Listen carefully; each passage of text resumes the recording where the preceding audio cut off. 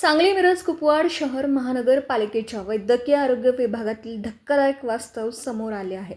शहराच्या आरोग्याची जबाबदारी सांभाळणाऱ्या वैद्यकीय आरोग्य अधिकारी डॉक्टर सुचेता नरेंद्र पवार यांच्या कार्यालयाची अवस्था पाहून नागरिकांकडून संताप व्यक्त केला जात आहे. महापालिकेच्या आरोग्य विभागाच्या कार्यालयात सर्वत्र धुळीचं साम्राज्य पसरलेलं दिसत आहे. जुन्या फायलींचं बोचके, अस्वच्छ परिसर, धुळीने माखलेल्या भिंती आणि स्टोअर रूमलाही लाजवेल अशी परिस्थिती या कार्यालयात पाहायला मिळते.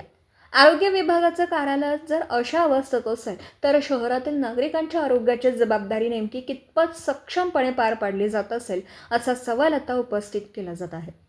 स्वच्छता, आरोग्य आणि जनजागृतीचे धडे देणाऱ्या विभागाच्याच कार्यालयात अस्वच्छतेचा विळखा असल्याने नागरिकांकडून नाराजी व्यक्त होत आहे. आरोग्य विभागाचं ऑफिसच अस्वच्छ असेल तर नागरिकांनी विश्वास ठेवायचा तरी कुणावर?